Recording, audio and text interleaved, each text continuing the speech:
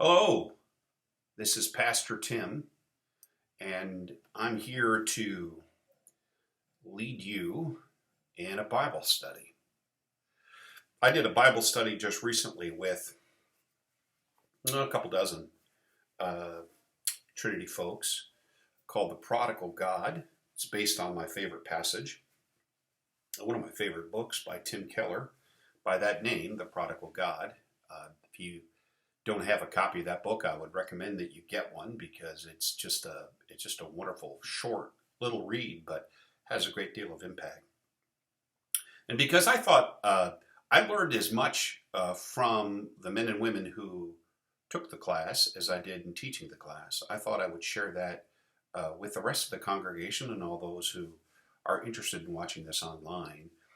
Some of the results of what we learned in the last few weeks. Now, what I'm going to start with is just a reading of all three parables, because what we sometimes call the parable of the prodigal son, sometimes it's called the parable of the lost son, it's the third parable in a row told by Jesus. And I'll give you the context in the beginning of chapter 15. And if you, by the way, have your Bible, now would be a great time to crack it open to Luke 15. Now the tax collectors and sinners were all gathering around to hear Jesus. But the Pharisees and the teachers of law muttered, "This man welcomes sinners and eats with them." Then Jesus told them this parable. So the setup is Jesus is eating and a meal, breaking bread with a group of folks that the religious people, the good, faithful people of Israel, thought were, morally questionable. As a matter of fact, tax collectors were morally questionable, and it says sinners, although it doesn't really define what sinners were, and sometimes Pharisees had a tendency to define anybody that wasn't a Pharisee as some kind of a sinner. But there evidently were some religious folks there as well, and they muttered to one another, talking about Jesus, "This man not only welcomes sinners, but he breaks bread with them. He establishes a strong, almost intimate connection with them." And that would, in their minds, make Jesus like them, rather thinking about them becoming like him. So Jesus proceeds to tell three parables in a row in answer to that mumbling, the muttering. Okay? Then Jesus told them this parable.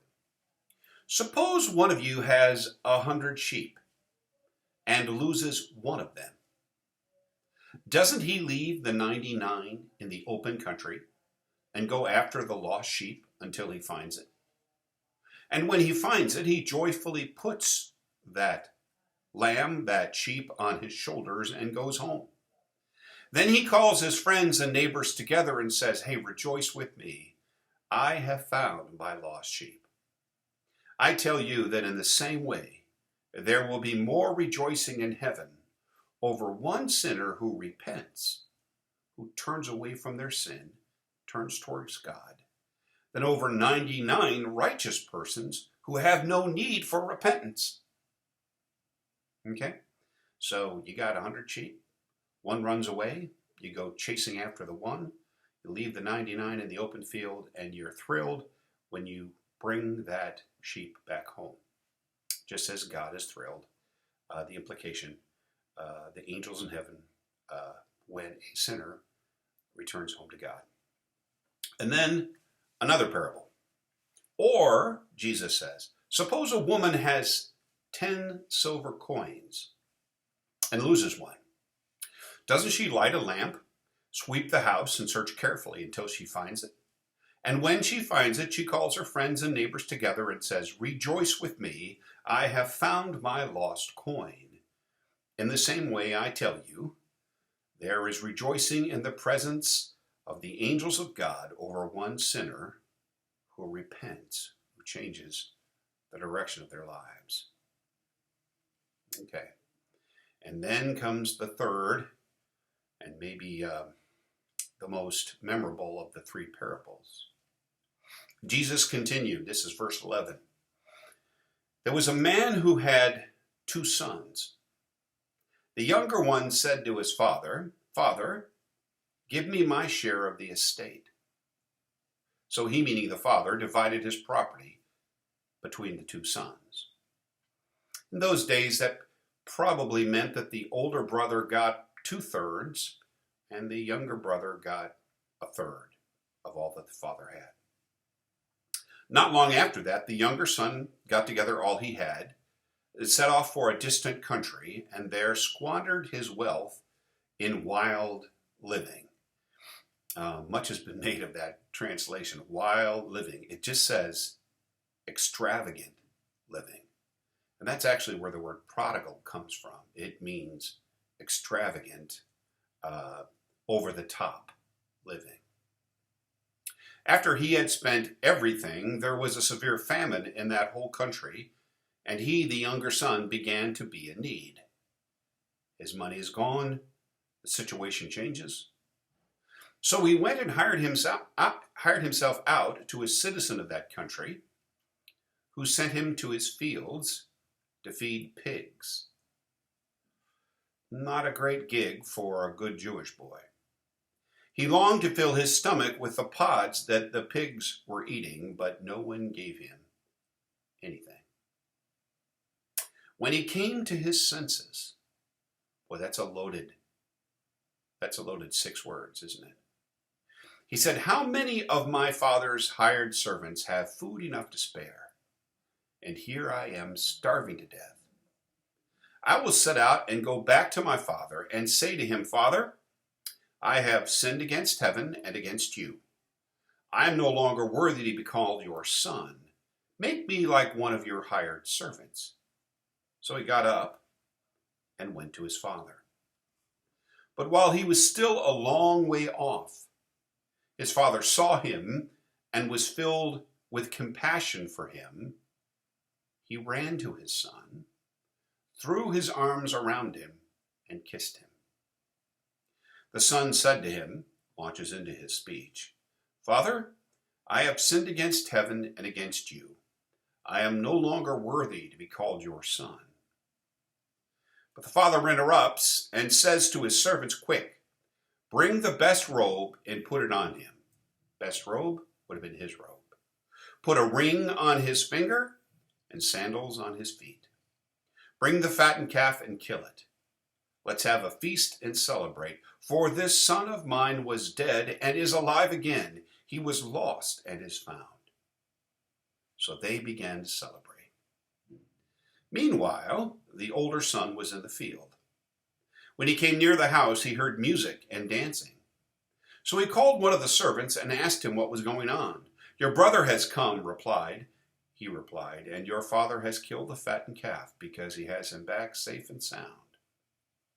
The older brother became angry and refused to go in. Evidently not so close as you might think to his younger brother. So his father came out from the party, and pleaded with him. But he answered his father, "Look, all these years I've been slaving for you and never disobeyed your orders. Yet you never gave me even a young goat so I could celebrate with my friends. But when this son of yours, who has squandered your property with prostitutes, comes home, you kill the fattened calf for him." "My son," the father said, "you are always with me, always have been with me, and everything I have is yours. In literally, in a sense, when I am gone, it will all be yours. But we had to celebrate and be glad because, not the son of mine, because this brother of yours was dead and is alive again. He was lost and is found." And the chapter ends. Now, I'd like to take a quick run through of that parable with you to point out some things that you probably already know, but it doesn't ever hurt to be reminded of. So Jesus, and these are mostly cultural things that would have happened, would have been true in his day and age in a Middle Eastern or Mediterranean patriarchal culture. Patriarchal meaning the father, the man was the clear and head authority of all the relationships from the top on down. The younger son says to his father, "Give me my share of the estate." He's basically saying, I can't really wait for you, Dad, to die,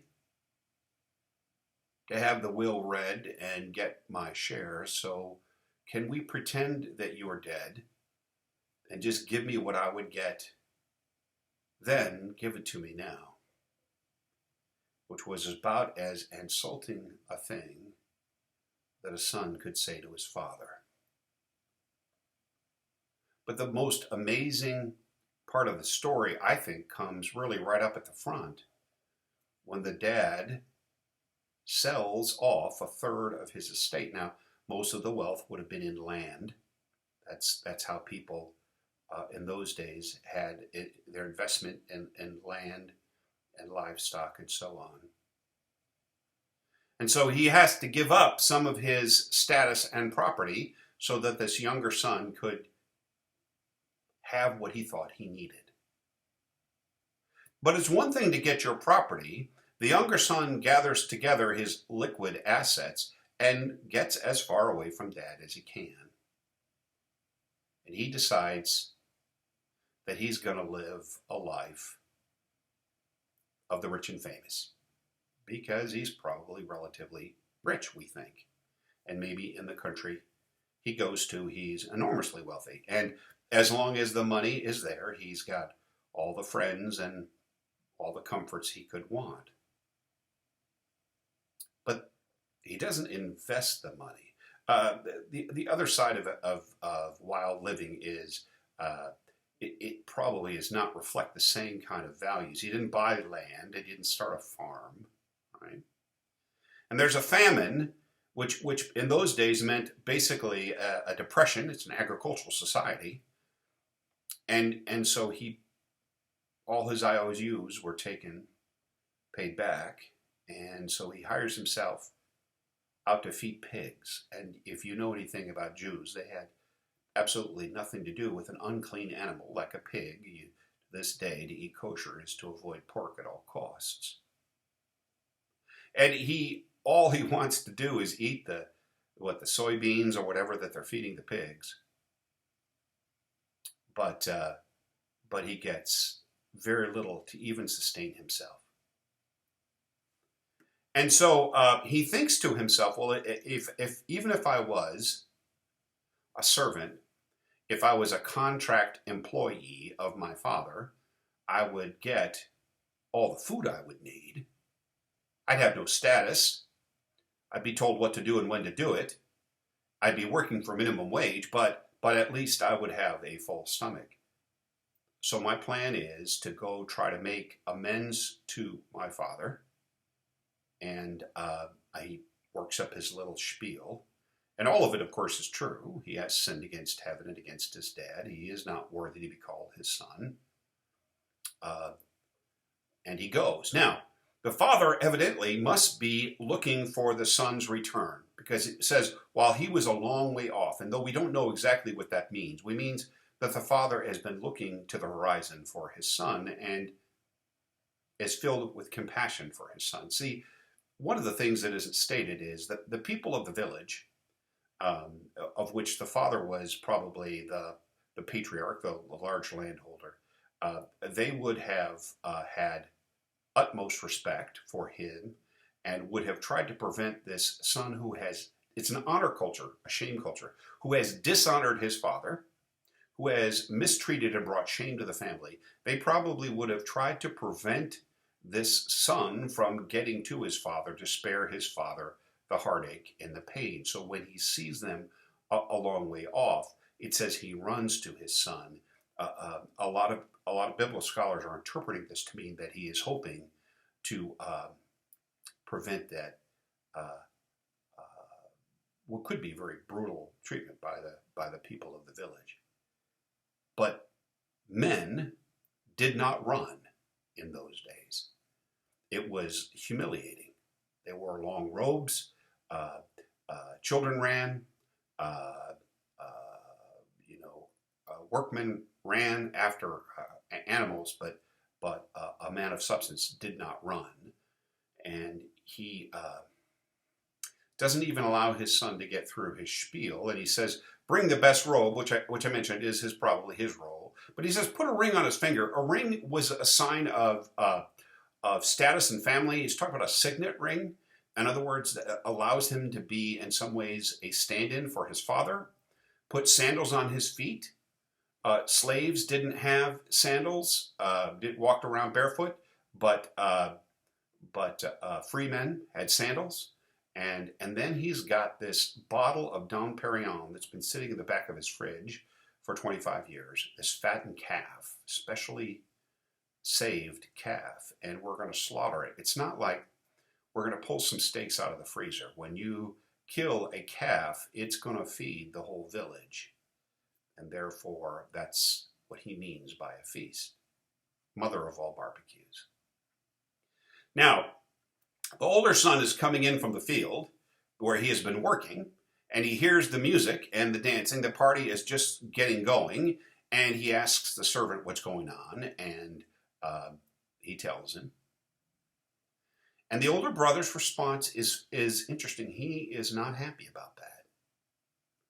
He doesn't want his younger brother to come back, and certainly doesn't want him back in his father's good graces because he has dishonored and shamed the family. So then the father comes out from the party to get his son. Now, you got to understand that's also shameful behavior.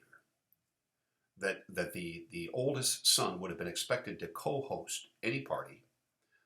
He was expected, again, to be a man after his father's heart, to reflect his father's priorities, his father's business, his father's plans. And so for him to refuse to go into the party his father is throwing for the entire village was to bring shame and dishonor upon his father. It is a kind of rebellion of its own.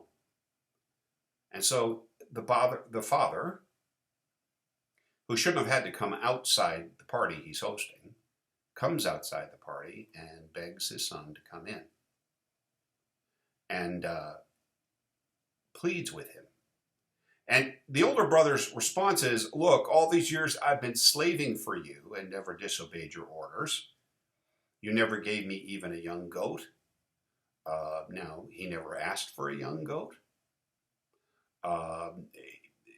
Obeying his father, working for his father would have been the bare minimum expectation for a son, let alone an older son. So why he is resentful of that says a lot about his heart. But it says something about his heart in verse 30 when he says, this son of yours who squandered your property with prostitutes comes home. Are you just talking to yourself? No, I'm doing a Bible study, dear. Oh, sorry. Where does this idea of the prostitutes come from? Right? Where does that come from? Not anywhere else in the story. Now, his imagination, I'm sure if I had the money, would I be spending it on as prostitutes, right? So it says more about the older brother, I think, than it does about the younger son. And then, of course, the father says, look, everything I've had has always been yours for the asking. It's not my fault that you didn't ask. More than glad for you to have a goat, but now we're here to celebrate. Because he says, this brother of yours, or this son of yours, and he says, this brother of yours is alive. He was lost and is found. Now, I think I mentioned earlier the word prodigal is an adjective, recklessly extravagant, having spent everything. And so we call this, over the years, the parable of the prodigal son. Now, I think it's fascinating that that's the name it's been given. Jesus didn't describe it this way. Jesus didn't have names for his parables. And his earliest followers didn't call it the prodigal son, it would be, but the one about the two sons, right? Why do you think the church would want to emphasize the young wayward brother by giving this parable his name, the prodigal son? Even the meaning of it has changed, right? Instead of extravagant or reckless, it's prodigal means running away and then coming back, running away and coming back. So we've even changed the name by using it for this one parable. Why do you think the church, who would have given this its name and put it into practice, why do you think it was directed primarily towards wayward sons and daughters of God? That's a question for you to wrestle with this week. I want you to think about that. Why?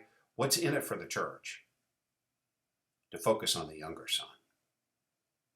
I think there are several answers to that. But raises the question, I think, for us, what should we be calling it? We could call it the parable of the two sons, or as you'll discover from Keller, the lost two sons, because they're both lost in some way. I've heard it called the parable of the waiting father. Keller again might call it the prodigal father, the reckless, extravagant father. Parable of the reluctant elder brother is probably more accurate if you remember that Jesus tells these parables in response to the grumbling of the Pharisees. Or as a man who lives by his stomach, maybe the parable of the mother of all barbecues, right? So in today's context, in an uncertain world where we're dealing with some apprehension, a little anxiousness about our health, let alone our economy, let alone how we're going to get by, how about we call it this? The parable of the patient, loving, and generous father who wants all his children by his side, safely at home, living under his leadership, and sharing his joy. Now that is a really long title, but it might work. I want to close with our session today with a biblical scholar, one of my favorites, William Barclay, the old Scotsman, summarized what sets these three parables apart from one another. He says, this is a quote, "We must finally note that these three parables are not simply three ways of stating the same thing. There is a difference. The sheep went lost through sheer foolishness. It did not think, and many a man or woman would escape sin if they thought in time. The coin was lost through no fault of its own. Many a woman or man is led astray, and God would not hold them guiltless, who has taught someone else to sin. And the son deliberately went lost, callously turning his back on his father." And Barclay's conclusion is, the love of God can defeat the foolishness of man, the seduction of tempting voices, and even the deliberate rebellion of the heart. It is the love of God that can defeat our foolishness, our seduction into temptation, and even the deliberate rebellion of our hearts. Because this story, more than anything else, is truly the story of a God, of a father who is extraordinarily extravagant in his love for both his sons. Let's just close with a prayer. Lord, thank you for those who gather to watch and to participate in this Bible study today. We ask, O Lord, that you remind them that no matter what the circumstances, no matter what the news they may read about on television, no matter the political divides that continue to prevent our country from responding faithfully and effectively in the midst of a crisis, help them understand that when it comes to who they are and whose they are deeply and richly loved.